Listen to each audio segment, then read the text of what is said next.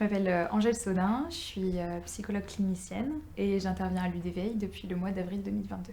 À l'UDVeil, je suis Gabrielle qui a 3 ans.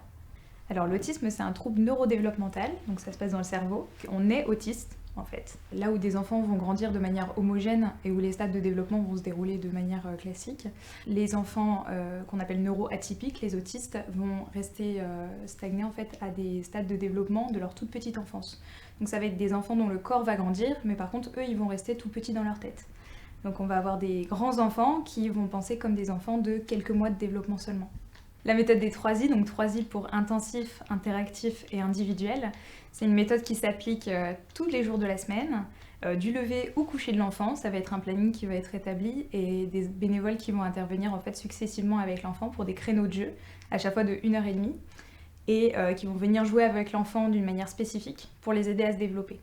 Donc moi, mon rôle en tant que psychologue là-dedans, ça va être de superviser toutes ces équipes que j'accompagne qui interviennent chacune auprès d'un enfant et construire le planning, voir comment s'organise la vie de l'enfant autour des séances et avoir toujours cet esprit 3i en fait au-delà même des séances de jeu, mais aussi dans le quotidien, à la maison. Alors une séance de jeu 3i, ce qui est bien, c'est qu'on n'en attend rien, c'est-à-dire qu'on rentre en salle de jeu et on ne sait pas ce qui va se passer.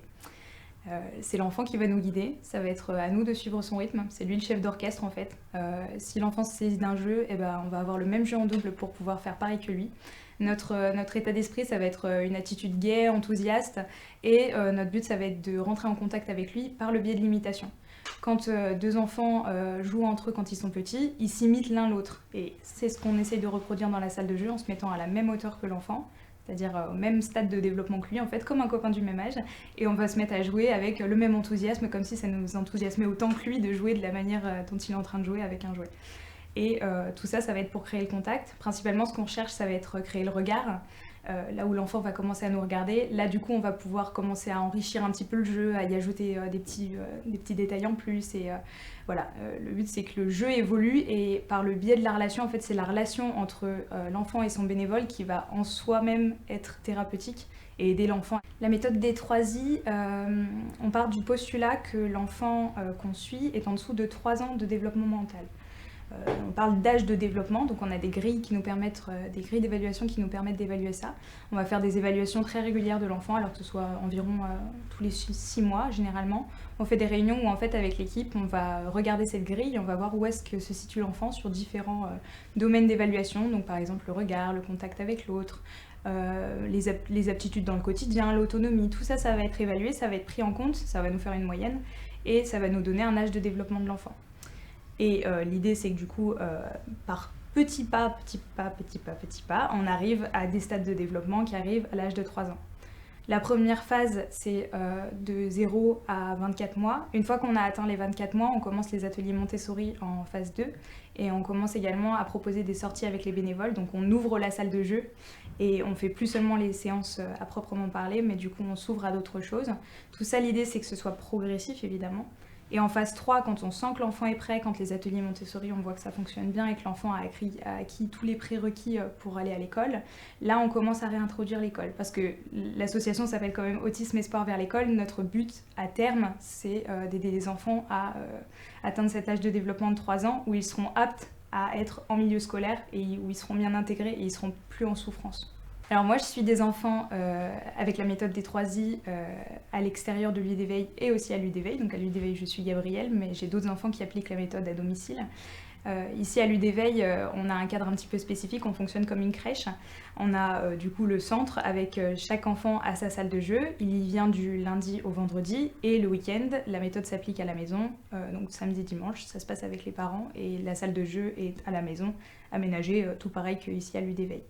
Ici, on a du coup chaque salle de jeu qui est aménagée en fonction des besoins spécifiques de chaque enfant. On va avoir des jeux qui sont pensés selon son âge de développement, là où il en est, évidemment ses intérêts aussi pour qu'il ait envie d'y aller.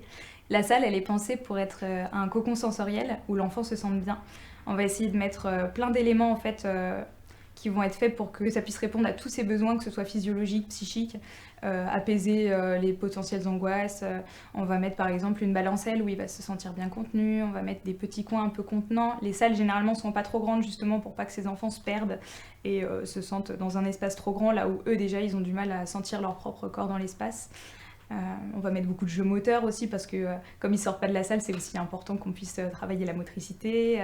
Et du coup, il y a plein d'autres jeux qu'on prend qui sont plus axés sur le sensoriel. On va prendre des petits coussins tactiles pour travailler les sensations. On va prendre voilà, d'autres jeux même de faire semblant comme des poupons pour travailler voilà, le jeu symbolique.